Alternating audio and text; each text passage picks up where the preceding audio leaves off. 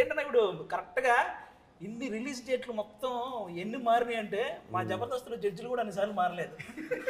మన రిలీజ్ డేట్లు అన్నిసార్లు మారినాయి. మీ షోలోకి 8 కావాలండి ఇది కూడా. అలా అయితే మామూలు ఇష్టం కాదు. ఎందుకంటే పోనీ ఇన్ని మారుకుంటూ వచ్చినా మనకు మంచిగా జరిగింది. కరెక్ట్ గా ఫలక్నామా దాస్ ఎప్పుడైతే రిలీజ్ అయిందో ఆ రోజే మనకి May 31st Falaknuma Das release. Very good, super. ఆ రోజే గ్యాంగ్స్ ఆఫ్ గోదావరి కూడా వస్తుంది. కాబట్టి దాన్ని మించిన హిట్. నువ్వు ఫలక్నామా దాస్తోనే మాస్కా దాస్ అయినావు కదా. ఇప్పుడు ఇంకో కొత్తది బర్త్డే బేసిక్ గా మాస్కా దాస్. Actually this will be your next level 100%. ఇప్పటివరకు మీరు మీ జర్నీలో మంచి మంచి కథలు సెలెక్ట్ చేసుకుంటున్నారు, చేస్తున్నారు. ఆ మిగతా సినిమాలతో పోలిస్తే గ్యాంగ్స్ ఆఫ్ గోదావరి మీకు ఇచ్చిన కిక్ ఏంటి? ఇప్పుడు నా గత సినిమాలు అన్ని కలిపితే ఎంత కిక్ వస్తుందో దానికి డబల్ ఒక సినిమాలో వచ్చింది అనుకో, మీటర్లో కలిస్తే. ఆల్మోస్ట్ అన్ని మీమ్స్ పేజీల్లో కూడా ఈ మధ్య ఏం రాస్తున్నారంటే స్క్రిప్ట్ సెలక్షన్ అయినా యాక్టింగ్ అయినా ఈ జనరేషన్లో విశ్వక్ బ్రో అదర కొడుతున్నాడని ఆల్మోస్ట్ చాలా మీమ్స్ వచ్చినాయి. అంటే ఈ ట్రైలర్ చూశాక అంత ఇంప్రెస్ అయ్యారనమాట. ముందుగా దానికైతే కంగ్రాట్స్ అన్న మీకు. అండ్ ఇంకొకటి చాలా మంది నేను స్క్రిప్ట్ సెలెక్షన్ ఏదో చాలా కథలు వినేసి సెలెక్ట్ చేసుకున్నాను అనుకుంటారు, కానీ ఐ థింక్ చేతు నేను కావాలనుకున్నాడు సినిమాలో కాబట్టి చేతు నా దగ్గరకు వచ్చిండు. హిట్ అనే సినిమాకి కూడా శైలేష్ నేను ఉండాలనుకున్నాడు సినిమాలో, పాగల్ అనే సినిమాకి నరేష్ నేను ఉండాలనుకుండు. సో వీళ్ళు నన్ను ఎత్తుకున్నాను అంటే బేసిక్ గా అది. సో నేను చాలా కథలు నేను ఎత్తుకుంటున్నాను అనుకుంటారు. సో పేషెన్స్ ఉన్నోళ్ళు, దారి ఎత్తుక్కున్నోళ్ళు. ఇప్పుడు చాలా మంది నా దగ్గర టాలెంట్ ఉంది కానీ నాకు ఆపర్చునిటీ ఎవరు ఇస్తలేరు అన్నారు. నీకు కథ టాలెంట్తో పాటు దూరిపోయేది ఎట్లా కూడా తెలవాలి. ఇప్పుడు ఇంతమందిలో మేము కూడా అందరు వినుకుంటూ కూర్చుంటే వినడానికే సరిపోతుంది. సో నీ మొండితనం సగం ఉండాలి ఫస్ట్, అది ఎత్తుకొని వస్తుంది. చైతన్య అన్న టాపిక్ వచ్చింది కాబట్టి కృష్ణ చైతన్య అన్నది మాట్లాడుతున్నాను. సినిమాలో డైలాగ్స్ జస్ట్ ట్రైలర్లో వచ్చిన డైలాగ్స్కే బేసిక్గా మనుషులు 3 రకాలు, ఆడాళ్ళు, మగాళ్ళు, రాజకీయ నాయకులు. ఇది బాగా వెళ్తుంది అనమాట, బాగా రీచ్ అయింది డైలాగు. ఇంకా ఈ సినిమాలో డైలాగ్స్ ఎలా ఉండబోతున్నాయి అన్న? అంటే బేసిక్గా నేను చేశాను కాబట్టి నాకు కొన్ని తెలుసు, ఇంకా మేము లేని సీన్స్ కూడా మీకు తెలుసు కాబట్టి. సినిమాలో చాలా చాలా ఐకానిక్ సీన్లు, అదిరిపోయే షార్ట్లు ఇంకా చాలా ఉన్నాయి అన్నట్టు. నవీన్ నువ్వు ఉన్నాడు కదా మన ఎడిటర్, నేను 2 డైలాగులు పెట్టాను. నా ఇన్ని డైలాగులు ఉన్నాయి, పెట్టాను టీజర్లో పెట్టలేదు. ఏంది ఉన్నాయి అది అనుకుంటే అది మొత్తం ట్రైలర్లో తీర్చేసిండు. సో దెబ్బ క్యారెక్టర్ థియేటర్కి రాకముందు చాలా బలంగా వెళ్ళిపోయింది. ముఖ్యంగా బేసిక్గా నేను నా చిన్నప్పటి నుంచి నేను చూస్తాను అన్ని సినిమాల్లో ఇలా మేసం తిప్పడం చూసా, లేకపోతే ఇలా తిప్పిన వాళ్ళని చూసా, ఇలా ఇది ఈ కొత్త స్టైల్ ఏంటన్నా ఎవరు అది డైరెక్టర్ గారు చెప్పారా, మీకు అనిపించిందా? అంటే నేను కథని లుక్ టెస్ట్ అవుతున్నప్పుడు బేసిక్గా అద్దంలో చూసుకుంటాం కదా ఒకసారి, మనం ఎట్లా ఉంటాం పొలిటీషియన్ అయితే అని. మంచి కథినప్పుడు ఎగ్జైట్మెంట్తో అది వచ్చింది. వచ్చి ఫోటోషూట్ రోజు అన్న ఇది ఒకటి ఉంటుంది పెడితే, కానీ అలా అని టైగర్ అంటే షార్ట్స్ లో నెక్స్ట్ లెవెల్. బాధ ఏంటంటే ప్రమోషన్ టైం మీకు ముందే చెప్తున్నాను, గ్యాంగ్స్ ఆఫ్ గోదావరి సినిమాలో ఎక్కడైతే ఇలా తిప్పి టైగర్ అన్నాడో ఆ సీన్ మాత్రం మిస్ అవ్వకండి. థియేటర్లో బ్యాక్గ్రౌండ్ ఆర్ఆర్తో బద్దలైపోతుంది. ఆ సీన్ తర్వాత క్యాజువల్ గా మనం చేతు నేను మాట్లాడుకుంటున్నాను. ఇది పడ్డ తర్వాత, టైగర్ అని పడ్డ తర్వాత సీన్ మనది ఆల్మోస్ట్ ఎక్కడొస్తుందో తెలుసు కదా నీకు, నేను చేతుతోనన్నా. ఆ తర్వాత నువ్వు మళ్ళీ విశ్వక్తి దమ్కి వేసినా చూసేస్తారు అన్న. ఈ సినిమా బ్లాక్ బస్టర్ అన్న, అంత కిక్ ఉంటుంది ఆ సీన్. తక్కువ ఫైట్ ఉండదు అక్కడ అస్సలు, కానీ ఎక్కువ ఇంపాక్ట్ ఉండదు. అదే ఆ సీన్ లో కూడా నేను అప్పుడు నీ మోటార్ పక్కన నాకు గుర్తుందో లేదు మీకు, ఆ సీన్ చేసి వస్తున్నప్పుడు నిజంగా టైగర్ వస్తుందన్న గూజంస్ వచ్చింది.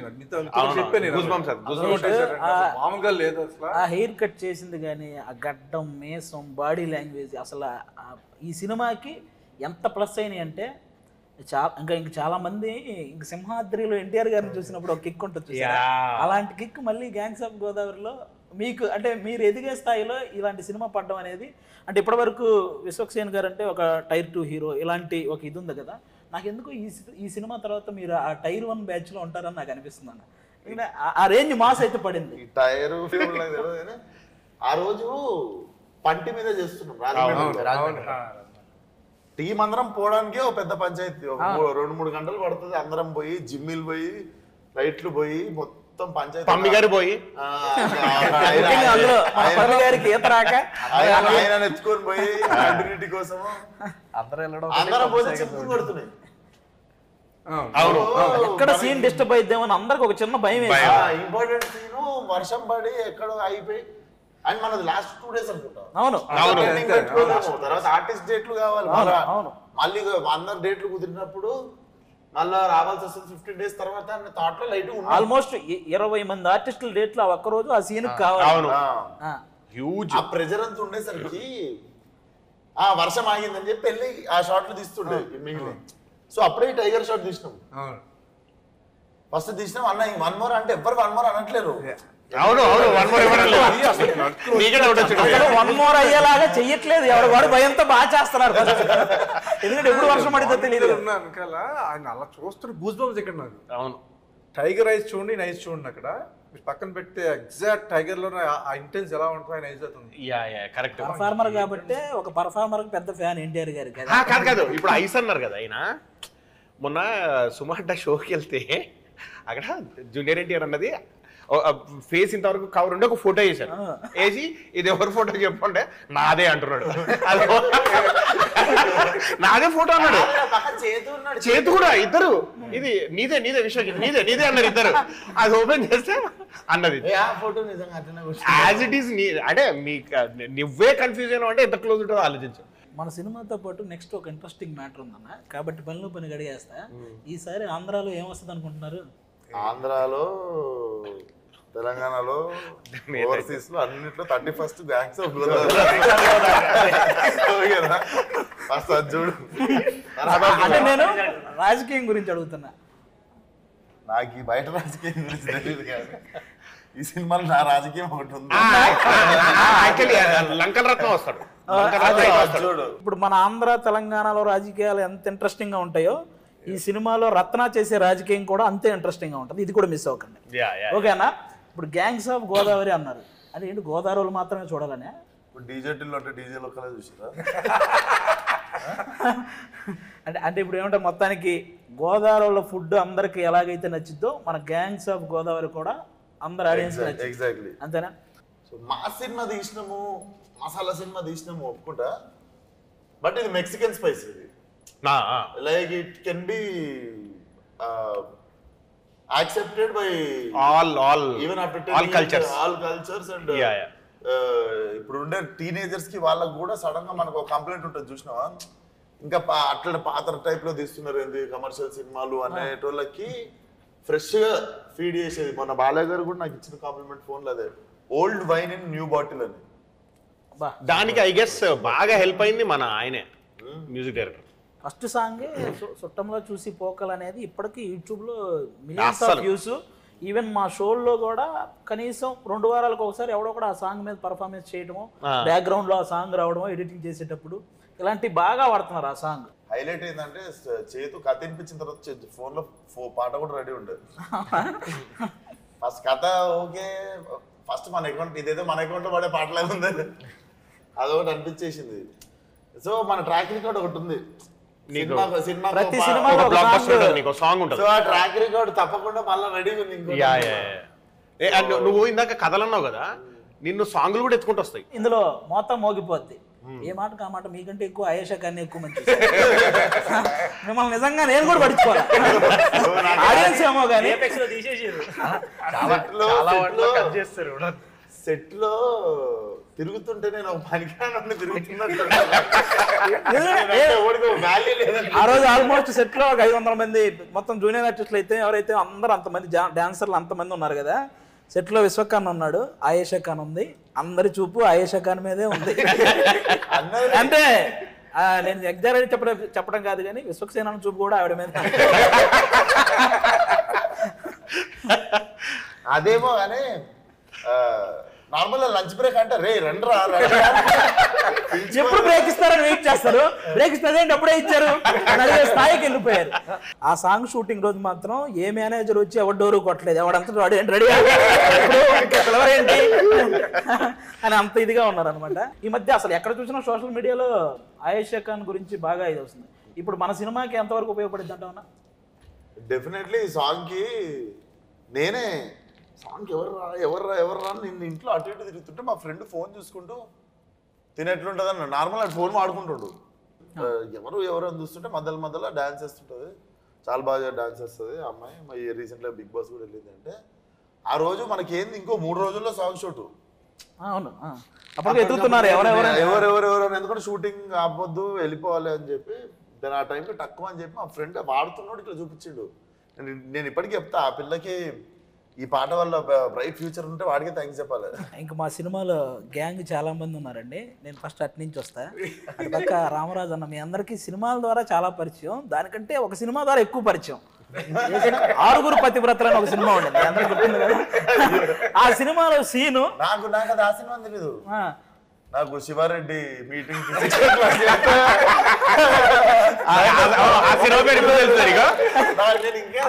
ఒకటి కాదు, మీకు ఎలక్షన్ రాని, క్రికెట్ రాని, లేకపోతే ఇంకోటి జరగని, బ్రహ్మానందం గారి మీద ఎన్ని మీమ్స్ అయితే వస్తాయో ఈ 6 పతివ్రతలో ఈ ఒక్క సీన్ మీద అన్ని మీమ్స్ వస్తాయి. నాకు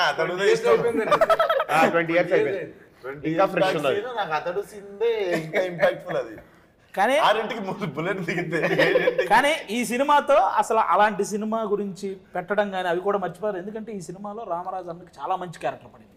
అంటే ఇంతకుముందు సినిమాల్లో ఏ క్యారెక్టర్లు చేశారో అవన్నీ కూడా మర్చిపోయే రేంజ్లో ఈ సినిమాలో ఒక మంచి క్యారెక్టర్ అన్న. మీ క్యారెక్టర్ గురించి చెప్పండి అన్న ఒకసారి.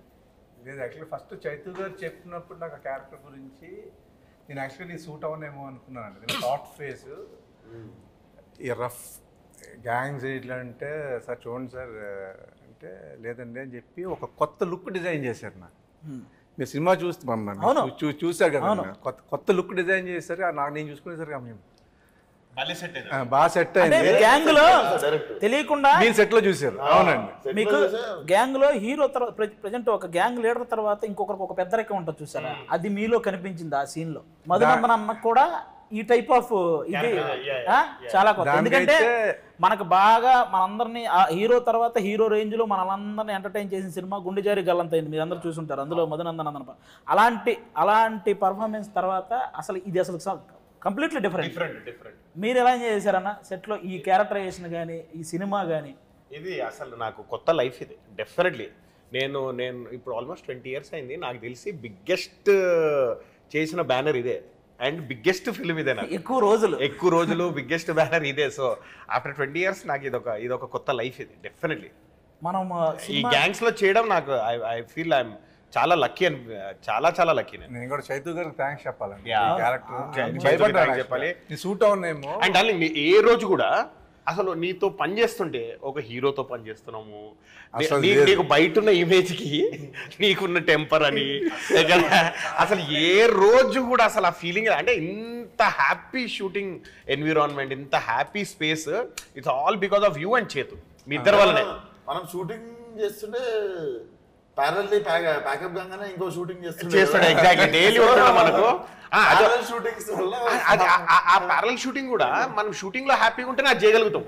ఇప్పుడు షూటింగ్ లో ఎవరైనా చిరాకు పడ్డారు అనుకో, ఎందుకు లేరా బాబు షూటింగ్ లోనే ఇట్లుంది వద్దు, ఎవరి రూమ్ లో కాలు వెళ్ళిపోతాం. కానీ ఎందుకు గెటప్ లను వేసుకొని మనం గర్వంగానే ఆల్రెడీ కథ ఉంది వీళ్ళకన్నట్టే. ఎగ్జాక్ట్లీ వీళ్ళందరూ నిజంగానే వీళ్ళు ఒక గ్యాంగ్ రా అన్నట్టుగానే ఉంటుంది. కానీ ఇంకో దానికి హ్యాట్స్ ఆఫ్ చెప్పాలండి. మన సమ్మర్ లో మన రాజమండ్రిలో షూటింగ్ చేస్తాం, మనకేముందో షార్ట్ చేస్తాం, మనం వెళ్ళిపోయి వాపకొచ్చాం. పాప ఈయన మార్నింగ్ నుంచి ఈవినింగ్ వరకు ఆ ఎండలో నిజంగా హ్యాట్స్ ఆఫ్ అండి. మీకు ఎలా చేశారో కానీ నేను అబ్జర్వ్ చేసింది ఒక అరగంటలో వస్తాను, ఇప్పుడు దాకా ఎండలో ఉన్నాను అనేది ఒక్క రోజు కూడా నేను చూడలేదండి మిమ్మల్ని. అసలు క్యారీ ఎక్కడ లేదండి. గోదావరి మీద తీసుకుని పడదొస్తే పాప అక్కడ ఎండ ఏముంది గొడుగు కూడా పెట్టారు. సాంగ్ ఎలా చేశారండి అసలు ఎండలో? ఇప్పుడు ఉన్న డాన్సర్లందరికీ లైట్ మ్యాన్లందరికీ వ్యానిటీ లేవు కదా. అవును, వాళ్ళందరూ ఎక్స్పోజ్ అవుతారు కదా. ఇప్పుడు నేను అరగంట రేస్ తీసుకుంటే వాళ్ళు అరగంట ఎక్కువ టార్చర్ చేస్తారు. అవునవును, చాలా మంది నాకు డైరెక్ట్ పడుతుంటే బాధ అనిపిస్తుంది, మనుషులు పడిపోతుంటే. కానీ మనకున్న కాంప్లికేషన్ ఏంది, లంకలు మునిగిపోతాయి. అవును, దాటితే లంకలు మునిగిపోతాయి. చేయడం ఉండదు. సో లంకలు మునిగిపోతే చేయడం. అవును.